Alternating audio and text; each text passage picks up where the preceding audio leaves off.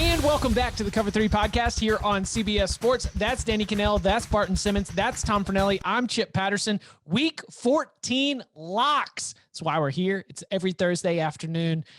We've got a lot to be breaking down, including breaking news as BYU has been added as the replacement for Liberty. This was going to be one of the games of the year down in Myrtle Beach, Coastal Carolina, on the teal field. They were going to be hosting undefeated Liberty, undefeated Coastal Carolina. Liberty has some COVID-19 issues, including to starting quarterback Malik Willis. They are out. In comes BYU, answering the challenge that Barton Simmons laid out. Said, you got to be uncomfortable. You got to, and this is according to Bruce Feldman, be pulling all-nighters as a coaching staff to get this thing together. I was on the radio in Salt Lake City yesterday, and I said, I don't know, y'all. I'll never say never, but it's Wednesday afternoon. I don't see BYU being able to make something happen for the 5th. You might just have to figure out a way to make it happen for the 19th.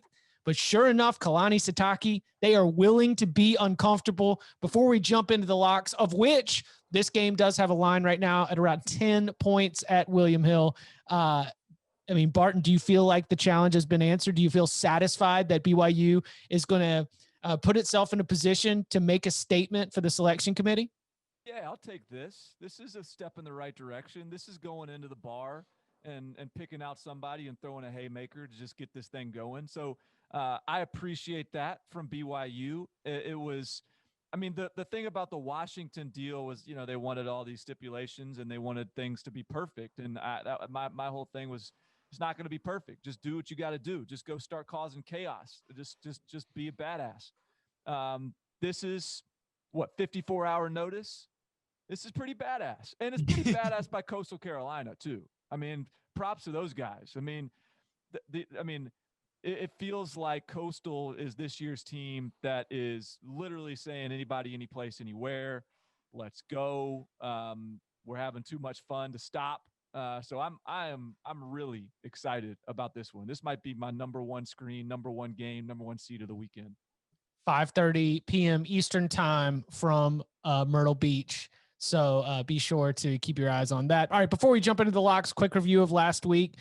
Tom, 5-2. Best performance of the week. What do you feel like you had coming out of it? Well, first of all, I defeated Lock Unity, which I think makes me a god now. I don't know, but it happened. And I think I would have been 6-2. I think our other Lock Unity would have won Oklahoma at West Virginia, but that game was postponed. There was nothing really for me to take away from it. I thought the only bad play that I had was actually taking the Iowa State Texas under, but it worked. So I didn't feel too bad about it at the end. Thankfully for some, bad plays there towards the end of the game. But yeah, nothing crazy. Just I'll take the 5-2 week. Happy. I needed it. Barton 3-3. Again, missed out on the Oklahoma game, also got the postponed because Virginia didn't want that smoke. They just wanted to travel to Tallahassee and then come back. But what's any takeaways? I would have loved to have gotten that Virginia game, man. I think that would have put me over the 500 mark. This is a very frustrating season right now. I feel like I don't know who I would compare myself to. Maybe like Auburn or just someone that's just surviving this year. Not a successful year, not a failure, but the COVID testing is starting to get under my skin a little bit. It's getting deep in the season. I don't know how many times I want to go get that nose swabbed. I just hope I can stay focused for another couple of weeks here on these locks, because 3 weeks is uninspiring. Speaking of uninspiring, your boy went 0-5. Big old goose egg for the week. And I don't hate any of my plays. They just were wrong. Texas +1 against Iowa State. Texas had that game in a position to win. They didn't. All right, North Carolina +5.5 against Notre Dame. That was wrong. That was wrong. That was a bad pick. Mm-hmm. But all of you were wrong. Take myself back, and I'll make that pick again. It was a wrong pick. Kent State plus 7.5. I thought that they might be able to hang in there for a minute. Pitt plus 24. That was brutal.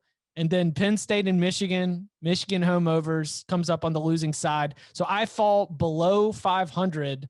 I think maybe for the first time this year, or at least for the first time since the early parts of the season, with an 0-5 week. I'm now 45-47. To review, Tom 46-43, Barton 49-43. And then our season leader is Danny, but even Danny took it 2-5. So you're at 49-41 on the season. You had the Oklahoma game postponed, the Ohio State game postponed, wins with Coastal Carolina. Oh, a DK 2-for-1 special cashed for you, but not all. Yeah. Thank goodness. Yeah. That was kind of the last, late in the locks pod. Hey, let me throw this one in there. And thank goodness I did, or I would have been looking an over. I'm pissed. All right, that's where I am right now. I'm pissed because Texas should have won that game, and that's kind of spiraled the whole weekend in the wrong direction. I was feeling great about North Carolina after the first half, and then we know how the second half went. I do have a confession to make, and I feel like maybe there's a spot that we have to put this online somewhere. Saturday morning, I text you guys, and I'm like, hey, I hate my picks today. The best picks I felt about were Friday. I actually took the other side of the Egg Bowl. Granted, it changed. It got up there to 70. Yeah. And at some point you're like, all right, because we had it 67.5, and it was getting out there. I'm like, all right, this is too much. So I don't know if there's, and not for the records of the season, but for our loyal listeners who might want to know that information. I feel like maybe there's somewhere in the mentions on the lock spot or somewhere. I felt kind of dirty doing it. I'm like, ugh. Yeah, you're going to get called in. You're going to get called into an intelligence committee. That's insider trading right there. Yeah. So I don't know how I feel about this. I just wanted full disclosure. And I did have that confession that I wanted to make. So your honesty is appreciated. We'll figure. And listen, if you want to share, at Danny Cannell on Twitter, if you want to get out there and just have like a Saturday morning confessions, I don't think anybody would think less of going against your locks pod personally. Well, some people might, but you'd be offering the best service to the fans. Okay. Good. Y'all ready to lock it up? Yup. We're picking locks. My Blue Plate special 5-star locks are coming. Since 2005, when Service Academy's Come get these locks. 5-star master lock. Lock it up. The under is 33-9-1. We've gone over it a million times. You want these locks? I'm living and dying every point, every cover. Tom Fernelli has the honors on the tee box after his 5-2 week. Tom, where would you like to go? Wow, when was the last time I got to lead off the show? It's been a while. I'm pulling a DK special to start. I'm going to the same game twice because one of them is my lock of the week, and the other one was kind of like my secondary lock of the week in the 6-pack column. First, I'll start with West Virginia plus 6.5 at Iowa State. This is a game where I think West Virginia is being severely undervalued on the spread. Iowa State offensively is kind of like the Breece Hall show. Passing wise, they're not as efficient. They haven't been as successful doing it. They do have success using the tight ends in the passing game, but I think that if you make Iowa State one-dimensional and take away that run option, they're a much more beatable team, or at least a team that's easier to deal with. And this West Virginia defense ranks 9th in defensive success rate against the run, and it is 11th nationally in SP+. It is 8th in points allowed per drive nationally. This is a good West Virginia defense, and I think that they're going to be able to slow down Breece Hall at a minimum and force Iowa State to beat it through the air, and Iowa State is capable of doing that. It's just I don't think Iowa State's capable of doing that and covering the spread at the same time. I think it would be a much closer game, and I also think on the other side, Letty Brown for West Virginia is he's the second best running back statistically in the Big 12 behind Breece Hall. So I think that West Virginia is going to be able to put points on the board in this game, but not too many points, because my other play is the under in this game, which I believe is at 49.5. 49.5. Yeah, this is it's going to be windy in Ames, boys.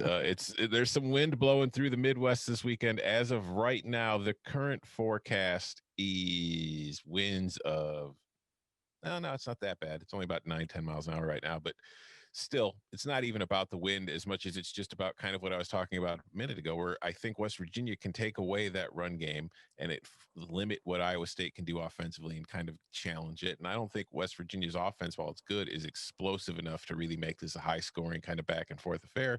Plus, unders are just good in Iowa State games. They've always been good in Iowa State games since Matt Campbell got there. So we're starting off the week with West Virginia in the points and the under 49.5. On the under, it's gonna be windy in Ames. So yeah, no, I'm on that under too. 49.5 is a really good number. And we mentioned Brock Purdy's name more often than he impresses me on Saturdays. We talk about him more Monday through Friday than I find myself being like, oh, Brock Purdy's got this. And I think that those limitations at the quarterback position combined with a really good West Virginia defense leave this. And by the way, Iowa State's defense has played pretty well this season. And I feel like that's going to lead us to going under here. So, yep, I was right on it with 49.5 because that is also where I'm going to be for that game. Classic Big 12 under principles. I will not jump on this game, but of course, if there's a Big 12 under, you got to play it. And TCU Oklahoma State is sitting there, I think, ripe for the picking at 52, I think is what I wrote down last night. 51.5 is the best I can see right now. Okay. I looked at the matchup before seeing the line, and I was like, that feels like it's going to be in the a 45 kind of range. And I was very surprised to see it up at 51, 52. Just in a 5 next to it, basically. It caught me off guard a little bit. I think this is – I know Oklahoma State put a big number last week, but Texas Tech, that's what Texas Tech does. They get everybody into that game. That's in their DNA. TCU's the opposite. I mean, they are they're trying to run the football. They really aren't trying to I just think that these are two teams right now that are defensive minded. Even Oklahoma State, like ultimately still – the strength is their defense and the strength is their run game. So that just seems like a lot of points. I think this is going to be played in the 40s.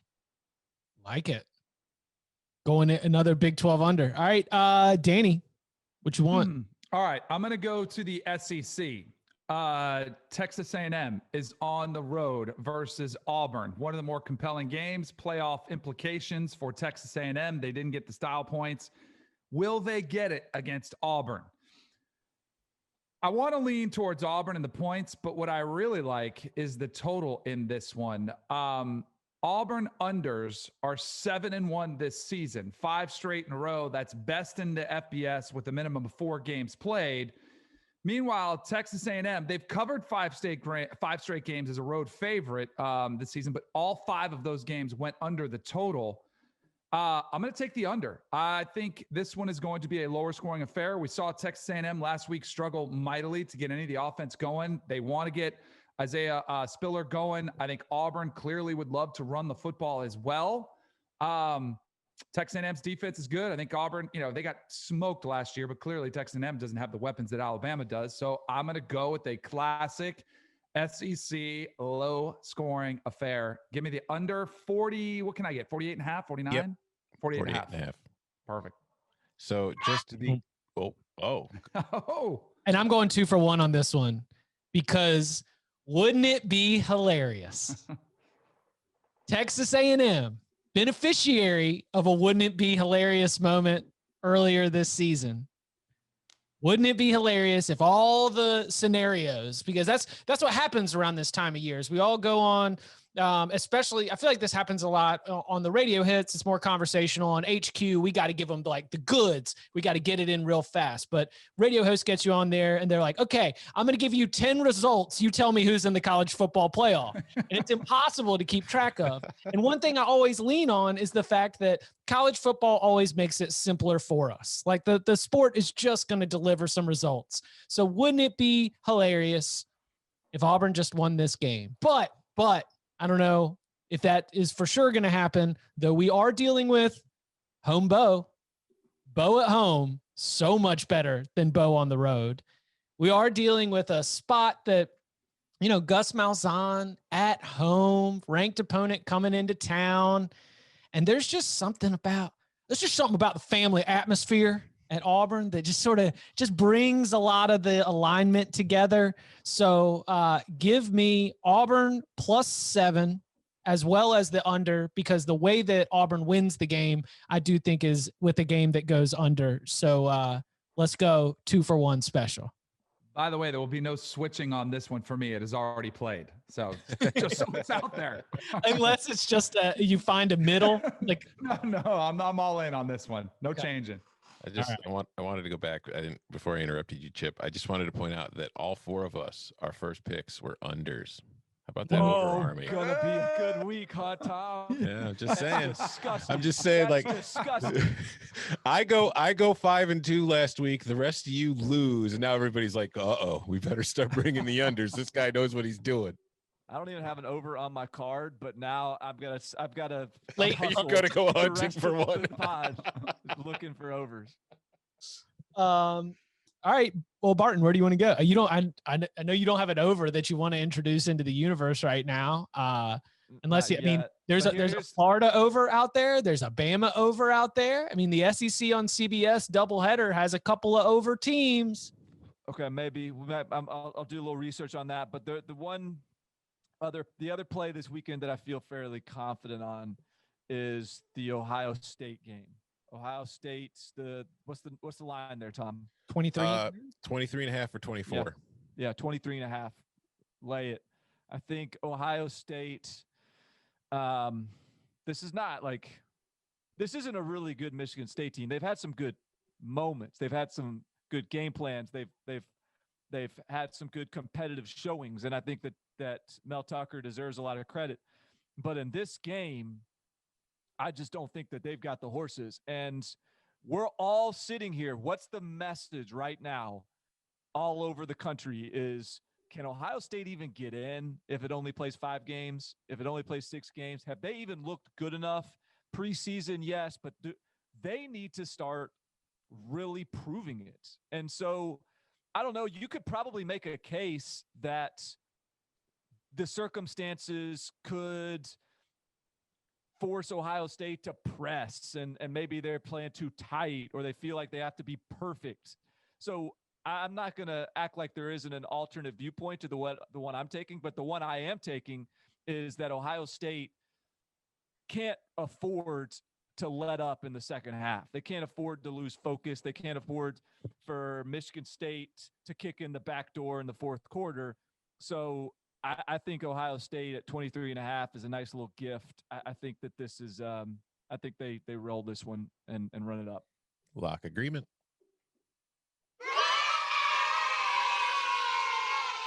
Yeah, it's Michigan State beat Northwestern last week, but it was not like, I mean, first of all, it was 29-20, but you got to remember the one touchdown came on the very last play of the game when they recovered a fumble off a lateral in the end zone. It was really a 22-20 win. And Northwestern had turned the ball over numerous times. Michigan State's offense, it just comes down to the fact that I know that Ohio State defensively has had some issues. Teams have been able to move the ball on it vertically in the passing game. Michigan State does not strike me as the kind of team that's going to be able to do that consistently. Like, Indiana has very good receivers. Michael Penix has been a good quarterback. You know, Penn State, you have Dotson, who was the one guy who really was able to take advantage of the Ohio State secondary. Nobody else on Penn State had been able to do it, but Dotson was killing them, and that's what was, leading Penn State in that game. So I just don't see how Michigan State is going to be able to keep up with this team over 60 minutes when I don't know where its points are going to come from. And like you said, Ohio State's getting questioned constantly where it's like, okay, well, how many games do they have to play? And then it's also being held against them that they only beat Indiana by 7 points. It's like, I don't want to pile on Texas A&M fans because Chip's already picked Auburn. He's implying that he thinks Auburn's going to win the game. But like, I tweeted something about this yesterday, and I was dealing with Texas A&M fans talking about how, well, they didn't look that impressive. Their defense isn't that great. And I'm sitting there thinking, wait, so the fans of the team that beat Vanderbilt 17-12, beat Arkansas 42-31, beat Mississippi State 28-14, struggled with LSU 20-7, and got hammered by Alabama, say that Ohio State doesn't deserve to be above them in the rankings because they looked kind of questionable in a 7-point win over a top 10 team. So it's gotten ridiculous to me, the discussion around this Ohio State team, because it had a close game against a top 10 team, which it won, and it led by 28 points at one point during the game. The Buckeyes are going to crush the Spartans. I don't know if they're going to play enough games to quote unquote qualify or to be enough for the playoff to deem them worthy of one of the 4 spots. But they're not Alabama, but neither are Clemson and Notre Dame. And none of us are sitting there talking about how, well, I don't know, Clemson and Notre Dame just haven't been that impressive. It's like, yeah, they have flaws. Every other team in the country besides Alabama seemingly has a flaw this year. And I think Ohio State, after having to sit out last week, after seeing all these people talk all this crap and say, well, I'm just not that impressed by them, I think they're going to come out and mollywop the Spartans. I think they're going to cover pretty easy. Time to play to your Phil Steele, baby. Play to that. Oh, are you in on this too? Yeah. Lock it up.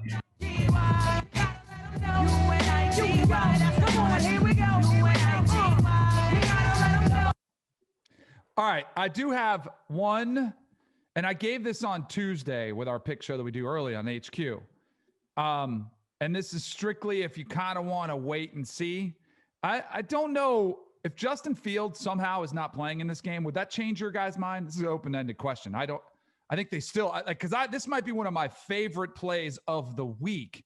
The only thing that I haven't seen is which players are out for Ohio State with the 21-day pro. Like, that's the one kind of hedge. And I actually, to be fair, I'm trying to hold myself accountable. So I actually put this game in while we were talking about it too. So I have taken this Ohio State laying 23.5. But I might try to hedge it a little bit if Justin Fields is out, because they have very little depth at quarterback.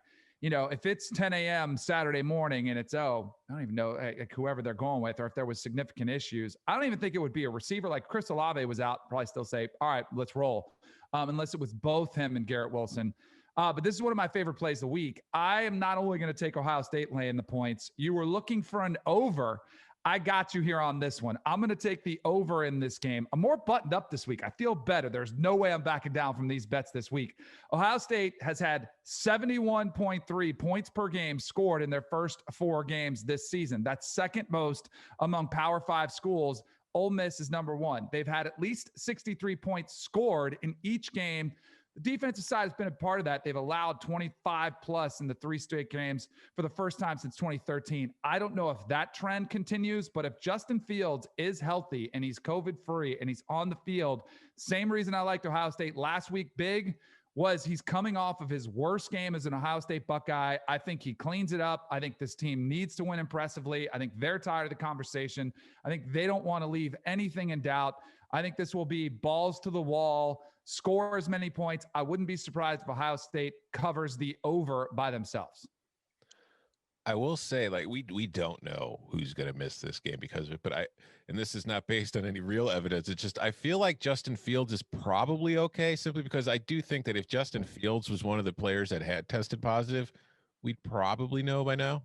Agreed. And because he might have opted out and said, all right, it's time to get ready for the NFL draft. But also, I think that the people who set the lines, they have a lot of, birdies in a lot of places to find information. So with the spread where it is, I feel safe that Fields isn't one of the players who will be missing the game, but who knows? It is something I do recommend that our listeners keep track of. Maybe don't place this bet until Saturday just to be safe. Well, you've got till noon on Saturday to put in your pick for this game in the CBS Sports College Football Pick'em Challenge. Ohio State minus 23.5 at Michigan State is on there. The Texas A&M-Auburn game we've already discussed. Oklahoma State, TCU, Texas at Kansas State, West Virginia, Iowa State are just some of the picks. In addition to, no shocker here, the SEC on CBS doubleheader game of the week, 3:30. You got Florida and Tennessee. That's on the card, 8 p.m. in primetime from Death Valley. You've got Alabama and LSU. That's on the card, and you can go put in your picks until noon on Saturday for your shot to win the $1,000 weekly cash prize. Totally free to enter, $1,000 if you end up winning the weekly cash prize. And if you want to do this with friends, you can also enter as a group so you can compete against your friends and or coworkers. Standings, everything is set up. It is right there for free. cbssports.com/college. Again, that's cbssports.com/college. Great way to enjoy the weekend. Free to use. College football pick'em challenge. Again, pick all the top games for Saturday against the spread. Submit it and you can compete against other people for that $1,000 weekly cash prize. That's cbssports.com/college. Contest locks at noon on Saturday. So go ahead and get your picks in. What's the biggest number I can get on LSU? That was not a question I expected to hear today. The biggest number you can get right now is 29.5. Woo! It's a really big number for an Alabama-LSU game. I know LSU looked really bad against Texas A&M, but you know what they did do against Texas A&M? They covered. They covered. They kept fighting all the way down to the last minutes of the fourth quarter, trying to get us that cover, because that's what great teams do. I'm going to lock up LSU in the SEC on CBS primetime. You can watch it on cbssports.com for free with the CBS Sports mobile app, CBS All Access. You know, CBS Sports HQ will be your home for all of your pregame, halftime, postgame needs for both of the games. I think LSU, it's a big friggin' number for LSU Alabama. And I don't want to be holding Alabama, and I think LSU can make it weird. So I got nowhere to go but up after an 0-5 week. And that's when you start emptying out the playbook. This is empty out the playbook week here for CPU, and LSU plus 29.5 against Alabama is one of the trick plays. It's like the double pass that UVA ran from its own 3-yard line. That's what this play is. Let's go. You're a brave man. Yeah, I know. Like, good luck. I don't know what shark-infested waters right there. Anybody else got an LSU Alabama play? No. And I would not want to be betting against Alabama right now, but hey, go for it. This is inside info, you know, the kind of info you only get if you listen to the podcast. For our listeners, I have this game picked in the 6-pack. I'm not locking it up in the podcast. So do with that information what you will. So in the 6-pack, you took LSU plus 29.5 with no. You took the over or the under? I took I don't even remember. No, I took, let's see. I took Alabama minus 29.5. I couldn't remember if I took Alabama or the over, but I took Alabama. It's going to be really, really tough to imagine LSU's defense getting any stops, but I'm trying to imagine it right now. Well, I think that your path to victory here is Bryce Young getting into the game early and not playing all that well. Yeah. That's your hope. Alabama goes up like 28-0 at the end of the first quarter might actually be the best way to be able to make it. It will be sweaty, but in a like rest the starters, get them ready, make sure you're healthy for the SEC championship game mentality. Yeah. Just a big friggin' number for LSU and Alabama. It is, but it's big for a reason. All right. Let's see. We got Barton. Why don't you take us somewhere? All right. I think I'm going to sort of reassert my faith in the Scott Frost experience. You know, I know everybody wants to get off the train now, and we're in year 3 and things aren't turning around. I think this team still wants to be playing football. Now I know we've had a couple transfers, a couple like Florida types that maybe we're getting into the dead of winter and maybe they don't feel it anymore in Lincoln, but I still think Nebraska likes playing football right now. Purdue has had a few tough losses of late. Purdue is, I don't know that like, I don't know what Purdue has done to make me feel like that they should be favored in this game. I think Nebraska has been pretty competitive of late, and it feels like they're starting to find a little bit more confidence on offense. I just kind of like this spot here Nebraska, coming off a game against Iowa that really they were in a good position with throughout. The Illinois game was ugly, but they got the Penn State win. I just, this thing turns at some point, and I think this is where we start to see it. So give me Nebraska. They're getting 2 points, I think, aren't they? 2.5. 2.5. Yeah, I just thought this was on the card. It didn't make the final card, but I was with you on this thought process. Although my favorite thing about Nebraska right now is how at the beginning of the season or the Big Ten season, like they wanted you to know, to make sure that you knew that the season was playing because of them. But now when you mention that they brought the season back, they get angry at you. No, Tom. Don't you be the guy that's going to say, oh, this is the team that wanted to play. Now they're 1-4. How you feeling now, Nebraska? I'm not do that. I'm not asking them how you feel. I'm just saying that when it's brought up, they seem to be a little more testy about it. Okay, but I'm going to take this opportunity here to defend Nebraska. Wanting to compete is okay. If you want to compete and you have a bad season, like you weren't wrong in wanting to compete at the beginning of the year. And so I get so annoyed when me too. When the tweets come out and it's like, hey, Nebraska wouldn't, like, aren't you glad you tried to get us to play so hard back then? Like, wow, you're really regretting your decision. No, they're not. They got a chance to play the games. There's something to be said about enjoying playing football and competing regardless of what your record is. I guarantee you no one at Nebraska sitting there being like, man, we really screwed this deal up. We should have just sat on the sidelines all year. It pisses me off so bad. I am 100% on board with you. The snarky takes after every ugly Nebraska loss is all like, oh, Scott Frost. It's always a byline in every article. Nebraska loses again. By the way, Scott Frost was at the forefront, threatened to leave the Big Ten just for this. Hold on. Always that byline that's in every tweet, every article, everything, like it's some big mistake. It's the best thing he ever did was lead in the forefront. It makes you mad when people troll Nebraska, yet you were tweeting a white flag gif yesterday, Danny. Why is that different? But I feel like mine is done more for comedic purposes and trolling purposes. What's mine done for? So I didn't know. So do you say that? No. I feel like legitimately people feel like Scott Frost should regret having played this season. That's where I thought if people did it in fun, like if they were trolling him the way I trolled Michigan yesterday, then yes, then I think it's okay.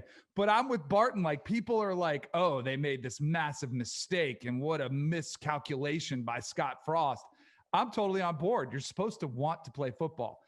Can I give a little segue before I give my pick? Because I think you guys will appreciate this and our listeners might too. Who can we anoint as the troll arbiter, though, of what is an appropriate troll what's acceptable and what is an inappropriate troll? We need to figure that out for the future. I'm going to write a book on that. Yeah. So I was working on something for you guys for a little gift for the crew here on the podcast, something that I was going to get made up for us. The company that I approached, this is my ADD little distraction that I am. I literally just received an email from the company because I was ticked because it says order canceled. I'm like, what the heck? So I got this email back from the company that I'm trying to order something from. It says, dear Danny, thanks for reaching out. We currently don't have the licensing rights to all the logos you submitted. I know our licensing team is always working to expand our gallery of available logos. If you would like to use this logo, we would need letterhead permission. Here it is from the school licensing department, allowing a one-time use. So I'm sitting there and actually it emailed him back because I was going to use some CBS logos, but then I was like, wait a second. They think Barton A&M, CPU, and Cornell Tech, they think these are real schools. So hopefully we can get clearance, but if not, maybe I'll get approval letters from each of you as president, chancellor, athletic director, and head coach at your respective universities. So maybe we could use them, but they will have to be from official letterhead of the school. So we gotta get, I know. we gotta get the letterhead license too. This is gonna be Exactly. the deep hole we're in. So I did reply literally minutes ago that they were a fictional school. So we'll see if we can get that done in time for Christmas. All right, on to my pick. I'm going to go to the SEC, back to the SEC. Man, I do bet on the SEC a lot, considering I troll them a heck of a lot. And I am pegged as a hater. But Gator Dan can't sit idly by after a performance last week, which in real time got me a push with the original. And shout out to Barton's 24/7 Slack text, which alerted me, said, hey, you can get Florida right now at -9.5 during the game versus Kentucky. So I jumped on that, but to get the push on a bet that I'd taken with Kentucky, Florida land 24, which they pushed on. This weekend, they are a 17. Is that the best number, I guess? 17 straight up? 17? Just 17 and a half, whichever one you prefer. I'm going to lay the 17 with the Florida Gators. I look at the Tennessee Volunteers. This is a team that is absolutely reeling. They're 0-5 against the spread in their last 5 games. They've lost each game by double digits. It's their longest streak in program history. Meanwhile, Florida only scored 34 points last week versus Kentucky. It was their first game below 35 points all season. I guarantee you that irks Dan Mullen. And you saw the outbreak against Grantham on the sidelines. Like, that was a lethargic first half performance from Florida.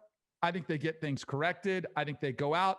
And by the way, Florida, who just beat Kentucky by 24, Kentucky beat Tennessee. Like, I know there's the transitive properties there, but I think Florida wants to kind of get back on track, get Kyle Trask and Kyle Pitts back in the national conversation. And I think they absolutely destroy Tennessee this weekend. So lay the 17. Cool. I agree. I'm going to join you. Ooh. I think The way Chip just said, ooh. one of my concerns with Tennessee is the quarterback position. They're playing Harrison Bailey. I guess that means he's starting. But whatever it looks like, they're going to do everything in their power to protect him. And I don't know. I mean, they're going to, now granted, they're going to run the ball, and you can run the ball a little bit on Florida. But I think over the long haul, over the course of that game, Florida's too good on offense to where the quarterback is not going to be put in some difficult spots. And a mistake or two along the way, I think, is coming. So I like Florida as well. Do you ever feel like you're always on? I mean, what do you do when you need a moment to chill? I mean, sometimes it's a lot. We got a lot of games going on, getting pulled in a lot of different directions. You're trying to balance a lot of family, a lot of work, and all of it's happening at a really stressful time all here in December. And sometimes you need to hit the reset button so that you can get ready for what's next. And Coors Light wants you to know that it is literally made to chill. That's right. Coors Light is the official beer of watching college football, just to drink a beer. It doesn't even have to be your team. Your team might not be playing this weekend. Your team might not be playing at night, but you've got the opportunity to grab a Coors Light, flip through the channels, find a game, and crack open a beer. Watching football is therapeutic to fans. It can be uninterrupted me time and an excuse to chill and drink a Coors Light. Coors Light is cold lagered, cold filtered, and cold packaged. It's literally made to chill. It's as crisp and refreshing as the Colorado Rockies, perfect for a moment to unwind. Coors Light is the one that we choose when we need to unwind. So when you want to hit reset, reach for the beer that is made to chill. Get Coors Light in the new look delivered straight to your door. You don't even have to leave the house. Coors Light will be there. Get.CoorsLight.com. Again, that is get.CoorsLight.com. Celebrate responsibly. Coors Brewing Company, Golden, Colorado. All right, Yes. gentlemen. Do you remember all off season when we would talk about how, teams were going to be affected because there was no spring practice, there was no typical camp heading into the season, and it was going to lead to a strange year? Well, it did lead to a strange year in that we actually found a team that was allowed to have a training camp in the middle of the season. I don't know if you guys watched Georgia Tech Duke last week. Chip, you probably saw a little bit of it. But Georgia Tech had been off for about a month because of games being canceled, postponements. And man, it looked like they did a lot of good stuff during that month, and they took advantage of it because they just looked like a much stronger, better team. And I get it was against Duke, so you don't want to read too much into it. But the Yellow Jackets just looked like a team that took advantage of not having any games to play and having a lot of time to practice and get ready for their next game. And I think that that momentum is going to carry into this weekend against NC State. And that is why I am taking the Yellow Jackets +7. I don't think this spread has caught up to the new training camp battle-tested Yellow Jackets. I think it's based too much on what we saw earlier this year. And I think that they're going to cover this game. And I think there's a decent chance they could pull off the upset just because I don't think NC State is a good enough team right now for me to trust it as a 7-point favorite. I can't remember what it is off the top of my head, but let's remember that this is like, what are they, 5-2, 6-2? NC State? Yeah. 7-3. 7-3, and they have like a +5 point differential. They're not that good. They're a little bit fraudulent. So I'm going to take Georgia Tech +7. They haven't outscored any of their they don't even have a point differential on the season higher than 7 points. How could I not take 7 points in a single game? Fight, fight, fight, fight, fight. This is my choose your fighter stance right here from the opening screen. So I think that there might be some hidden figures in that box score because, yes, they ran for 377 yards on 48 attempts. Georgia Tech ran at will against Duke. It was a good game for Jordan Mason. It was a good game for Jahmyr Gibbs. It was a good game, of course, at the quarterback position as well. But there's also 5 Duke turnovers contributing in that runaway, including 3 of them coming from Chase Bryce, who has been a turnover machine all season. So Georgia Tech's feeling good. Like it got everything going. It does have a lot of confidence after being able to have that kind of blowout win when you do just sort of out execute Duke on both sides of the ball. But NC State just had its cold shower. NC State just had its shell shock, wake you up in the middle of the night moment when Syracuse was driving for a game-tying score before Rex Culpepper spiked it on 4th down. I think NC State comes back from the Carrier Dome, and they're like, man, that was electric. And those special teams were well coached. We got to get focused if we want to close this out with the most ACC wins in program history in a single season. I think NC State coming off its bad performance where it got a win, Georgia Tech coming off a very impressive performance where turnovers certainly helped with its success. I like the Wolfpack to be able to cover the 7. Finish strong at home. Okay. You can't look at point differential, but then also look at turnover margin from the other game. Like these 2 things, like we are competing against the same allegation, which is that something is fraudulent. Okay. Hold on. I'm trying to look up a stat real quick. I can't find it though. I want Tom to just come over the top rope With some deep stat. I might not be there. I can't find it. Hold on. Okay. Yeah, there it is. Hold on. You're worried about Duke turning the ball over. Do you know which team ranks 83rd or 86th in the country in turnover rate on offense this year? Is it NC State? Yeah, they've turned the ball over on 12.2% of their possessions. Yeah, but one of them was like an off the shoes diving catch by the cornerback in the end zone. I mean, how many of them are Bailey Hockman 2.0? We are on Bailey Hockman 4.0 at this time. Like Bailey Hockman has had so many software updates even during this season. We've spent time praising Tim Beck and the work that this offense has done. I think that NC State is going to be able to close this out. 7's a very good number. Like I play the game good line, bad line, and I think that this is a good line. I'm on the other side of you. I think NC State wins. Lose, buddy. Just like you lost with North Carolina last week. All right. You're not allowed to do that. You're not allowed to do that.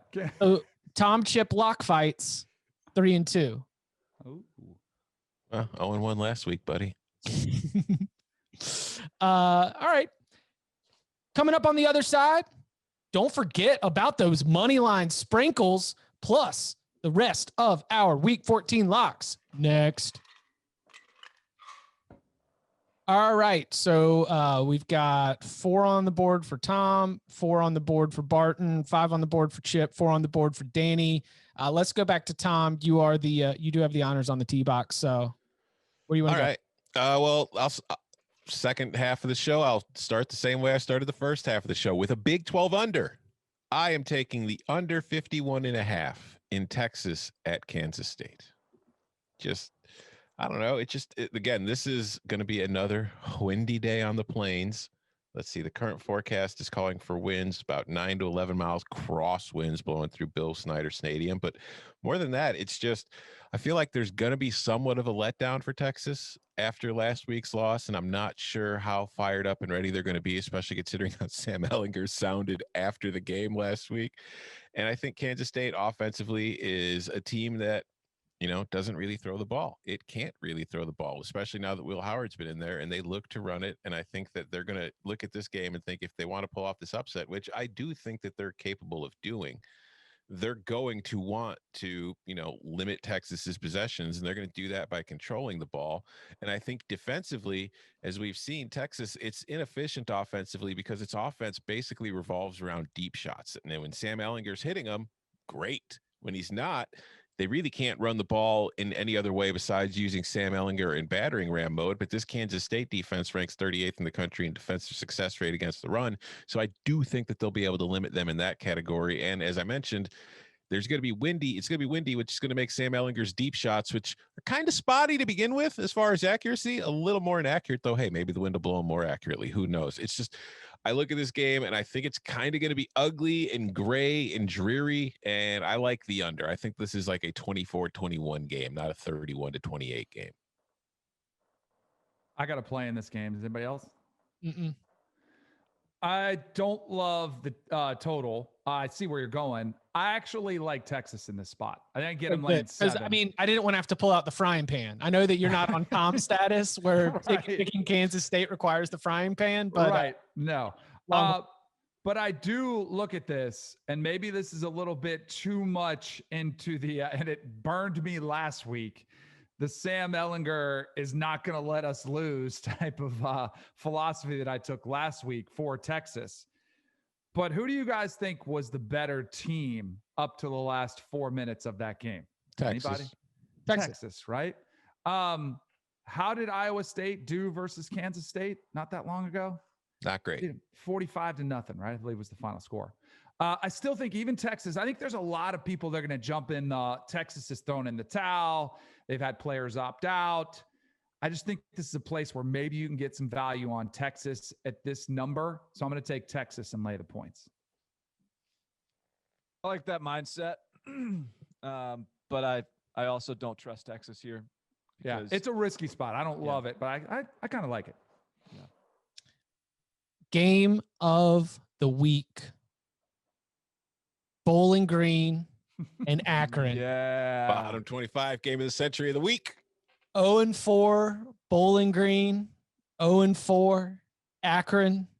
We are in Akron, and I am saddling up with Coach Eric Taylor, aka Tom Arth, and the Akron Zips -2.5 against Bowling Green.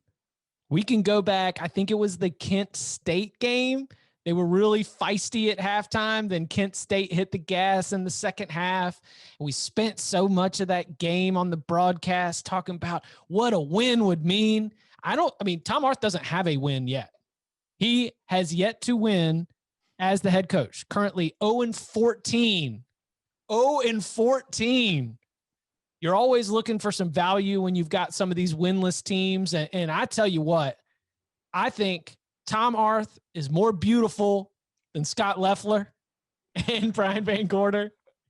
And I think that Tom Arth is going to be able to get his first career win. I think it happens, and I think they cover the 2.5. So give me the Zips minus the short number. Cool. I just, we all agree that Bowling Green's defense is awful, right? Correct. Barton, with your BVG love. And Bowling Green's defense is allowing 3.76 points per drive this season, which is 126th in the nation. Where's Akron? Only one team is worse. Anybody want to guess what team that is? Is it Akron? It's Akron, who is allowing 4.09 points per possession on defense, which is a full quarter point more, or almost a third of a point more than Bowling Green is. So, and now some of that is because of what Kent State did to it, but Kent State did do that. Just keep that in mind. Are you implying that this is ripe for an over? I might be pushing somebody towards that, yeah. You gonna get in on it? I don't know, man. This is something. It's a little 2:00 p.m. Eastern time gym that's nestled in the middle of your day. It's going to start as you're like trying to wrap up the nooners, and then the 3:30s are going to be off and running. You're going to be trying to find an extra screen for that stream of the 0-4. And for extra motivation here, you know who Akron has on deck after Bowling Green? It's Buffalo. So it's now or never. Like if you are going to get a win, it has got to come right now. Your best performance as the Zips head coach, as the players in that locker room, it has got to come right now. So give me Akron. I would join you in this game by playing an over if this was a weeknight game, but I can't in good conscience have a vested interest on a Saturday game between Akron and Bowling Green. It's gonna be a distraction, make me less productive on the day.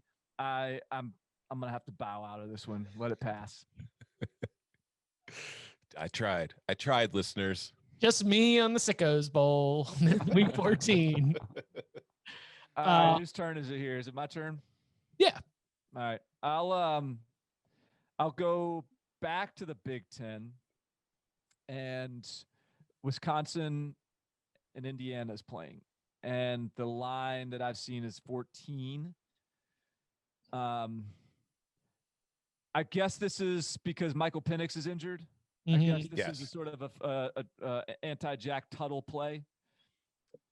I believe Jack Tuttle is not as much of a downgrade from Michael Penix. I would be curious what this line is with Michael Penix, because what do you guys think it would have been? 11. I think it'd have been closer it was to 10. right. I guess it was still unknown.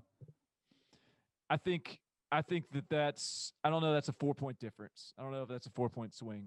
And so I still think Indiana, what are they like? They're going to lean on their defense. They're going to lean on their receivers. I don't think Tuttle is going to screw this up. I think he is perfectly capable of keeping the train on the tracks. I'm not saying Indiana wins. Wisconsin is probably going to win this game, but this is a team that's got a kind of a special thing going this year. This is a team that believes. I don't think they lay an egg in this game. I think they're equipped to hang with Wisconsin. So give me Indiana laying or a catching 14 and a half. Lock agreement. Oh. I keep going back. It's a good team. What if Indiana's a good team? That's exactly like at some point you've got to give a team respect. And I get it's this whole thing, and it's kind of the way in the NFL, if you're a quarterback who's not drafted in the first round, like a Dak Prescott, you got to prove it for infinitely more time than a Carson Wentz and Jared Goff. Both got their $100 million extensions. Dak Prescott sitting there, wait. In college football, you have to rattle off 3, 4, and 5 years of success before people start to respect you, or they look at, it's Indiana. This is a basketball school. This can't be for real. I think they're a good football team. And as much as we were into Wisconsin, I think their defense is good. I'm very curious to see what Graham Mertz does bouncing back in the spot. Can I keep it rolling here with the spot? I want to get it. I even screen grabbed it because I'm worried it's going to move on me.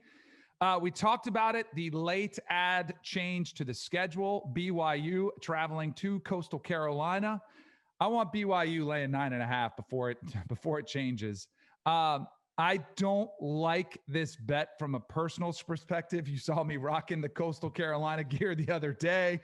Shout out to Dan Morphus in the equipment room who did send me some gear. He really listened to my radio show and not the pod, so maybe it's keep it that way because I don't know if he's going to like this. I love the story of Coastal Carolina. I actually would love to see them win this game and shock the world. I've looked at BYU, and I think they're ranked properly because their schedule has been so bad. But, man, they're really good. Top 5 in both total offense, seventh in total defense. Like, they're as balanced as it gets. Zach Wilson, Heisman candidate, needs this game. But also, and Grayson McCall is no slouch either. The quarterback for Coastal, 20 touchdowns and 1 interception. He's been phenomenal. He's a freshman.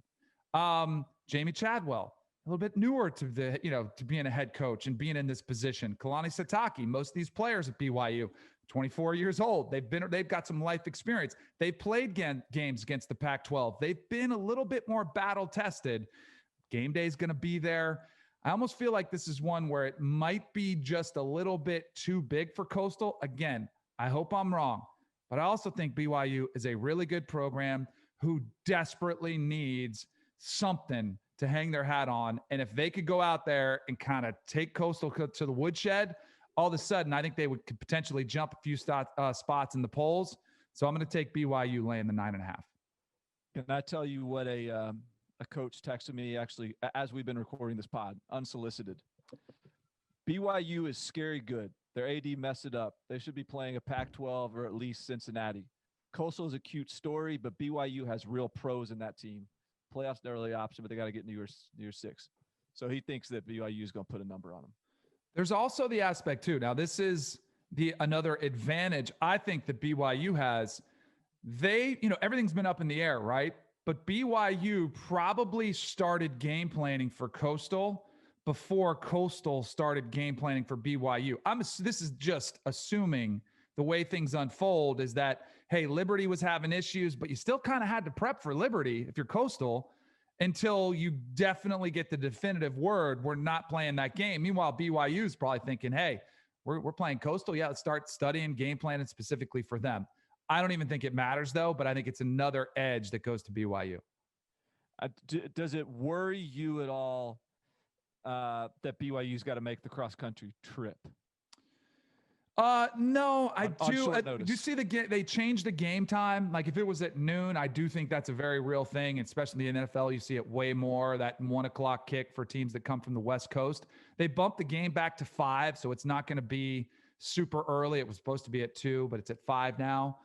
There's some of that comes in, but I think BYU's used to traveling, so it's not that big of a concern. I mean, the literal Brigham Young was born in Vermont and ended up in Salt Lake, so going across the country is nothing new. A little history lesson. I like it. All right. I haven't seen anything from South Carolina. I mean, I hate to just pile on here, and this is a big number to ask Kentucky's offense to cover, but Kentucky's playing at home against this South Carolina team that just lost 45-16 to Georgia.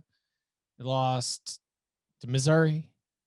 They've lost, 1, 2, 3, 4, 5 in a row since that win against Auburn. Players are, going ahead, getting ready for the NFL draft. Seems like the fan base, not that would matter, especially in a road situation, but it kind of feels like the fan base is already moving on to trying to either talk themselves into Shane Beamer or at least continue to champion Shane Beamer's cause. Kentucky's solid, man. I think that they're just a solid program. This is a game that I think that there will be if Kentucky's able to get hold of it, they've got absolutely no reason to be conservative or save anything. Final game of the regular season for the Kentucky Wildcats. I think they will be more than happy to pour it on in the primetime game at home. So give me Kentucky. Is 11.5 the best I'm going to get here? Yes. Yeah. Better team, healthier program, better spot, final game of the regular season. And look, we don't have specific bowl motivations because bowl eligibility is out the window. Like, Kentucky could win this game, be 4-6, and still go to one of the SEC's bowl games. That is absolutely a possibility. And so there is at least motivation to be impressive and to position yourself as one of the better teams in the league. I mean, they win this and they pretty much lock themselves into 4th place in the SEC East with one of the 7 or 8 best records in the conference. So yeah, give me the Wildcats. I like that one. And I was going to actually play it. I didn't write it down for some reason, and I just don't want to feel like I'm just piggybacking your pick. So I'll let you have it on your own. But here's a vote of confidence from me in that one as well. Always good to have Kentucky superfan Barton Simmons on my side. All right, so I have 3 games left on the card that I'm kind of deliberating between, but I think the more I look at this one, the more interested I become in it.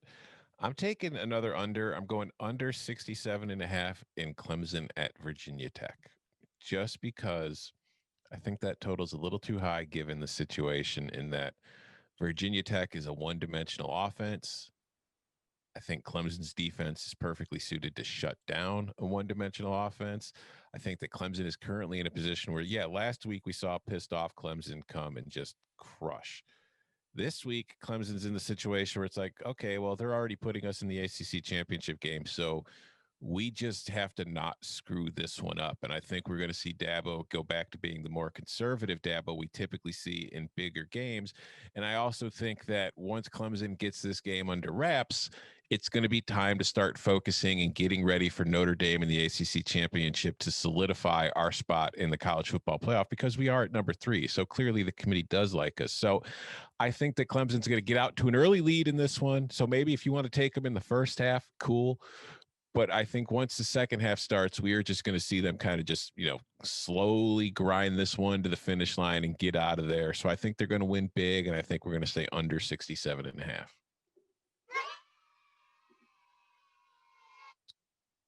Tyler Davis, starting defensive tackle, made his return against Pitt. And in the very first quarter, you saw him collapse to the pocket, put that big old paw up in the air, deflect a Kenny Pickett pass right into an interception from the back 7. James Skalski, starting middle linebacker, he started to get healthy. This is not the first time that Clemson has done this, particularly on the defensive side of the ball, where players get a little bit banged up, whether it's a groin, it's a hamstring, it's, maybe get your knee twisted up just a little bit, little knee sprain. Clemson will not rush these starters back because they feel like it cuts 2 ways. Number one, you get so much good experience for the 2s and the 3s that are going to get more action. And when they do come back, you are the healthier and you are the fresher and deeper team than anybody that you play. As the interior of that Clemson defense gets to that final form, that championship form, then they are going to start absolutely snuffing out everything that Virginia Tech can do. I don't think Virginia Tech's offensive line is ready for this. It is a Clemson under that I take. And the first thing I say is, I don't know how many points Virginia Tech will score. I am more nervous about Virginia Tech just kind of quitting and Clemson running it up. Even when they're not trying to run it up, where it's going to be like a Joey Joe gets out there and gets third quarter touchdowns, backups start getting in there, scoring touchdowns. Darian Rencher ends up, breaking a 60-yard run off. That is the only thing that has me concerned, because I do think Clemson's defense is what anchors my confidence in this play. I agree, Tom, on the under. 16-mile-an-hour winds, by the way, never mind. That's here. That's not in Blacksburg. I was going to say, that is not showing up on my screen. All right, I've got 1 to 2 left. I've got potentially only 1 left for me. Danny? Discipline, Danny? I got a few left, but I can whittle it down because I do want to whittle it down. All right, I'll go then while you guys figure this out. My last play. This one, it's mostly just, this is eye test. I'm going committee here. I love Washington. I love Jimmy Lake. I love what they do defensively. Don't love them offensively so much. Think they're a little too conservative at times. So I see this line where Stanford's catching 12 against Washington on the road, and I'm just like, man, from what I've seen of Washington so far this year, I just don't think I can trust it to cover a double-digit spread. And I think that while Stanford is not the Stanford of old, I do think that in that game last week against Cal, I did see some signs of at least some physicality on defense. So I think that they'll be able to limit what Washington is trying to do offensively. And plus, as we've talked about, I think if Washington gets a lead, it's perfectly content to sit on that lead and just try to, suck the air out of the game. And it's like last week they fell behind 21-0 and they had to battle their way back. And even then it took them a long time to do it. And they weren't exactly explosive while doing it. So just eye test based on what I've seen, nothing, no trends, no stats to back it up. For me, I just feel like this spread is way too big. I'm taking Stanford plus 12. I'll keep it in the Pac-12. What's our like long layoff teams sitting around antsy? Aren't we a little profitable? Yeah, we are on the season. Hold on one second. Where did it go? Because there's a team. What is it? Teams that have been off for 15 days or more this year are 19-12 against the spread when playing a team that played last week. Let's see. There's a team that came out and played really, really well in its first game of the season, well enough to win against a very talented roster. And they haven't played since. They've been totally off the radar, not on the field. And I think that this team has a really, really good coaching staff. You know, not only a head coach, but just your coordinators are experienced and they've been successful. It's got a game-changing quarterback, and you're playing at home. You're only going to have but so many cracks at this thing. So I've got a big-time motivational angle. I think the team is significantly better than the opponent. And so I'm going to lock up Arizona State -3 against UCLA. Better team, more reason to be fired up about it. This line being under a touchdown surprised me. So yeah, give me the Sun Devils. Forks up, ASU -3. Get you 2.5. 2.5. I'll take it. Any COVID concerns there for you, Coach? Do we know that Jane Daniels is not playing? No, I don't. Just a heads up. I'm just saying there's probably a lot of COVID floating around those pools out there at the Arizona State campus. The lazy river is.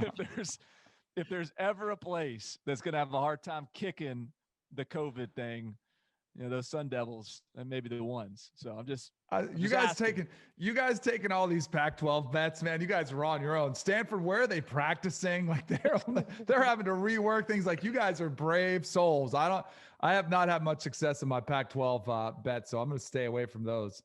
I'm going to go back to the ACC though, and I love the information that I just got on that stat with teams that have been off.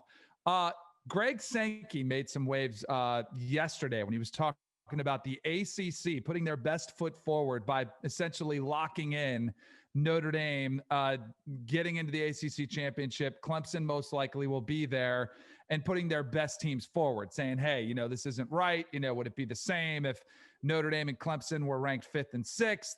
And he can make his case. He sounds irritated. Other SEC fans are irritated. You know who should be the most irritated? Miami Hurricanes. The Miami Hurricanes are the team that got the shaft in this situation. Miami hasn't played in 15 days. I'm pretty certain of that. I'd have to go back to the calendar, but they haven't played. They had COVID issues.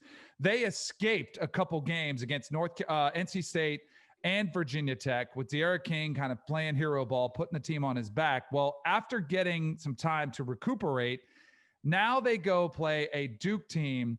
And I hate that I'm seeing this, but after getting blown out last week against Georgia Tech, I am seeing some people, you know, national writers, the David Cutcliffe, you know, this is getting ugly now. Shit, you know, I hate seeing that, but it is ugly at Duke right now. And I think Miami, motivated, still ranked 10th in the country. Duke is not a very good football team. I think Miami opens up their offense. I think they win with a sideways number. I was surprised it was only 14.5. So I'm going to lay those points and give me the Hurricanes. I can dig it. To update on one of our earlier picks, by the way, just scroll down the Twitter timeline. Kevin Wilson, who will be coaching Ohio State or be calling the plays for Ohio State this weekend in place of Ryan Day, is moving down to the sideline from the press box for the game. And when asked why, his answer was because he wants to look Justin in his eyes. So I think we'll be seeing Justin Fields play. I see. Normally, you present to me Miami in Durham in December. Trap all those. Yeah, jumping the other way. But it already happened just last season when Miami lost straight up to Duke in December. There might be like, you would never be able to explain to somebody in 2004 when Miami is coming off national championship in recent years, top 10 finishes. They're just joining the ACC. Duke has just absolutely been in the dumps forever. And I'm going to say, hey, 16 years from now, Miami will be playing Duke, and it'll be a revenge game where Miami will have revenge on the mind. But there might be some revenge game factor in there. I mean, it's not going to impact Derek King, but it certainly might impact a lot of members of that defense that they got embarrassed with a loss to Duke in between the loss to FIU and the loss to Louisiana Tech. So I don't hate it there. And I do sort of like kick back at the idea that like David Cutcliffe is in any kind of trouble, because that is just sort of, I think, just trying to stir things up when you're just trying to look for jobs, because I have not gotten the sense that anybody over at Duke has wandering eyes when it comes to the leader of their football program. But is there any buzz that maybe David Cutcliffe is starting to reach the end of the road, the end of the journey? Time to just kick back and drink some iced tea and watch the sunset? I don't think that he would want to go out on these kind of terms with this kind of season.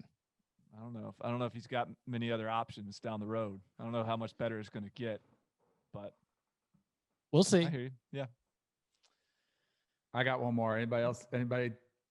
You can. I'll wait till the last pick. I'm continuing to let the votes pour in for my over on Twitter.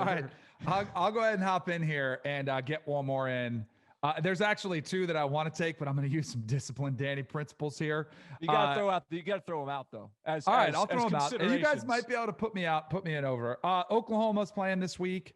I'm assuming they have massive issues on their staff. They've even called in Bob Stoops, former head coach, to help coach on the sidelines. He's been at practice. This might be one of those last minute ones, as long as Spencer Rattler, take your pick of players out there for Oklahoma, as long as they're pretty much not impacted too greatly from the players. I've always been a believer coaches matter, but it is always about the dudes on the field that are making the plays.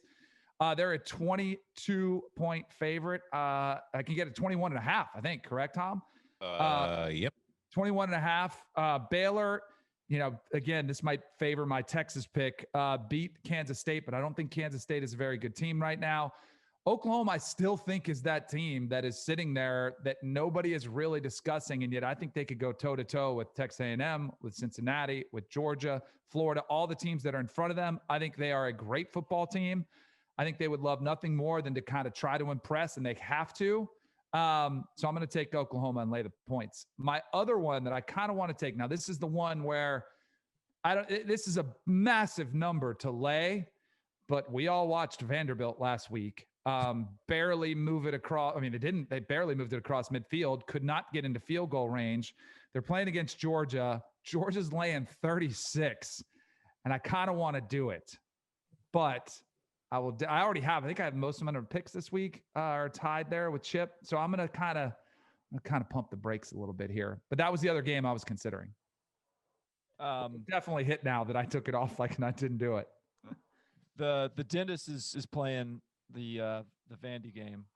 He had a whole long description of why he's playing it that included all kinds of Sarah Fuller conspiracy theories.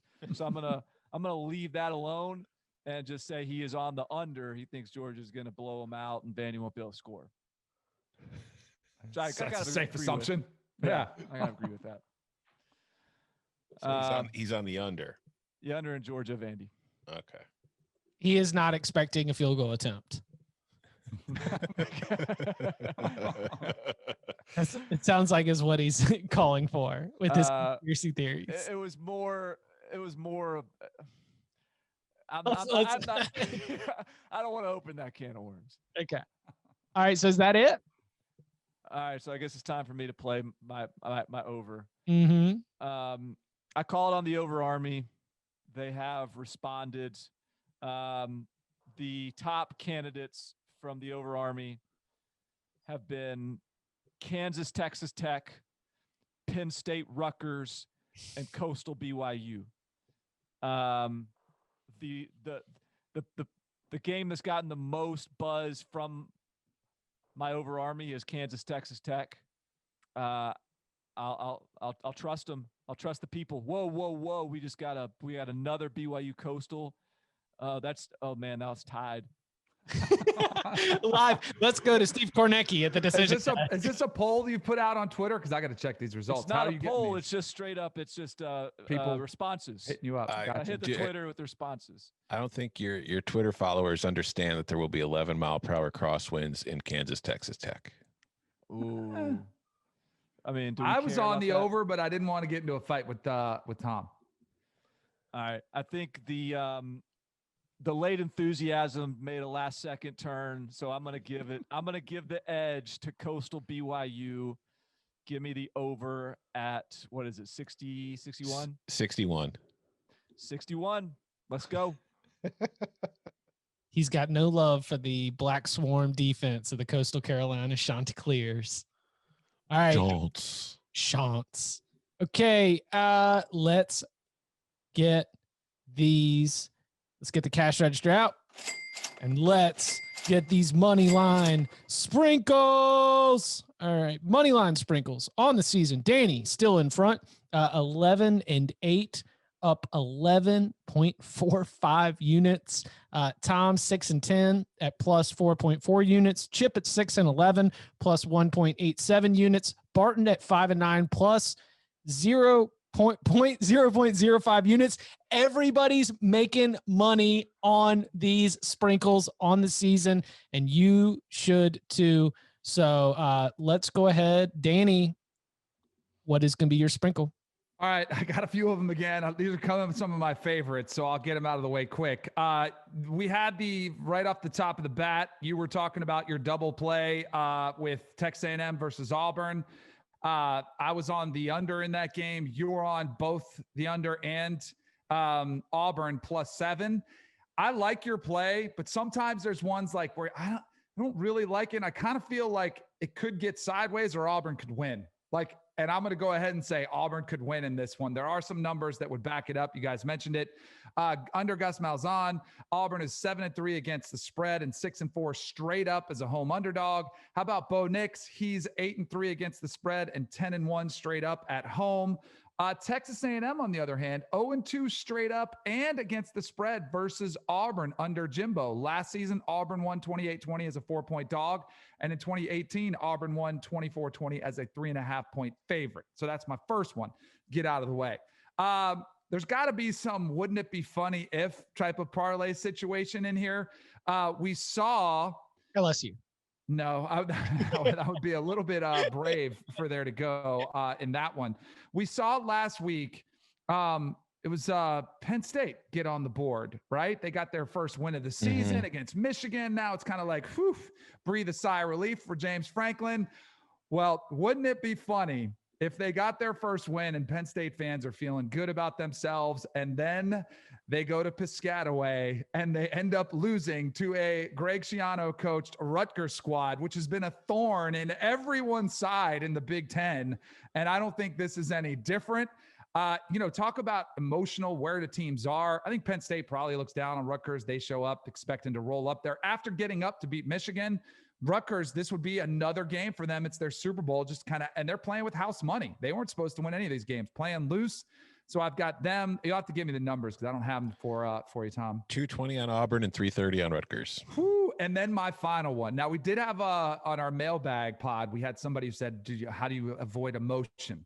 This is an emotionally charged money line sprinkle, okay? As a Florida State guy, it's one thing to get punked by Clemson and Dabo Swinney when he calls us out. It's another thing to get punked by Bronco Mendenhall and the Virginia Cavaliers. So this one is strictly about emotion, but BC is going to Charlottesville to take on the Virginia Cavaliers as a 4-point dog. I know Phil Jakovic, a little bit concerned about where he is, but I think BC has been a really good football team this year. And I know quietly Virginia's getting things back on track as well. But hey, this is personal for me. I think Virginia goes down straight up against BC this weekend. 162. injured BC quarterback Phil Dracovic should be available for Virginia. That is according to the Boston Herald after he missed the game. But even the backup, like Dennis Grosselin, I think is his name. Even he got hurt. Grossel, he got hurt in the win against Louisville, and David Bailey, the running back, got hurt. But if Phil Dracovic is back, certainly don't hate that. All right, Tom.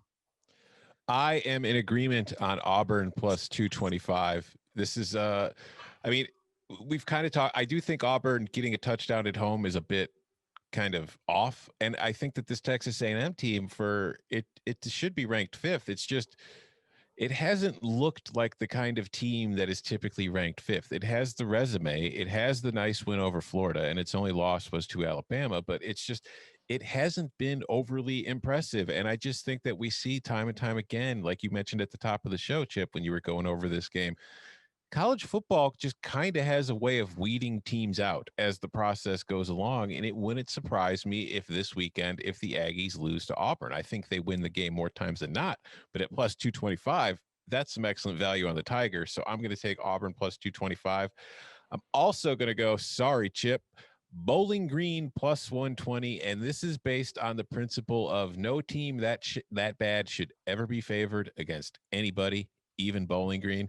That's a coin toss. So if I'm getting plus 120 on the Falcons, that's value. Hold on.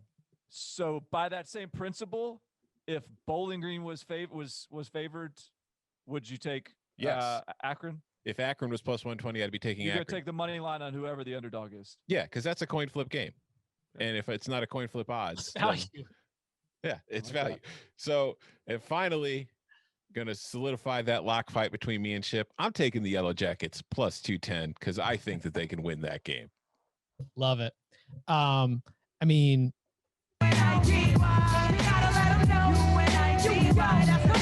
yeah, it's a triple play. It's not just a 2-for-1 special. It is a daggum triple play because we got Auburn right there on the money line.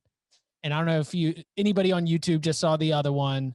We're going TCU because my mind drifts back to some comments. And listen, and Mike Gundy came out and he said, he was like, I had some talk with the players and they think that I should be spending more time with them, sitting down.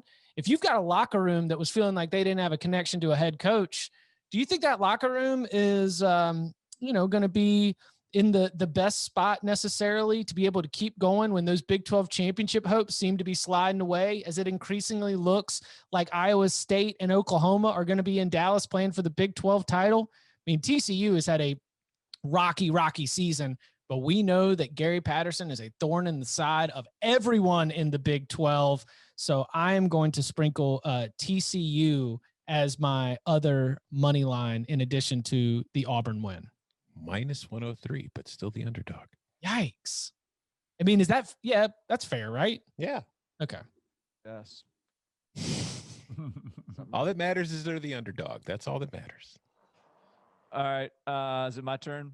Yep. It is. All right. So I guess the way we do, like, in order to keep up, season starting to kind of get towards the finish line, I got to start playing some volume on these picks. So give me K-State.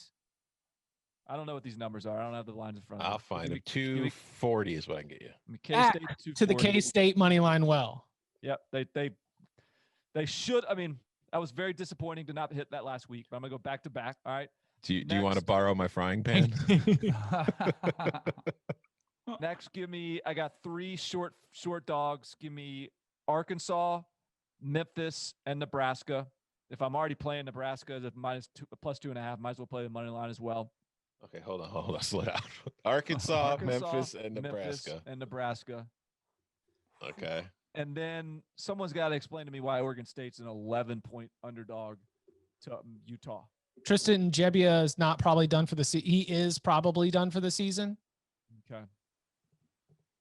Yeah, give me that. Give me Oregon State. Fearless.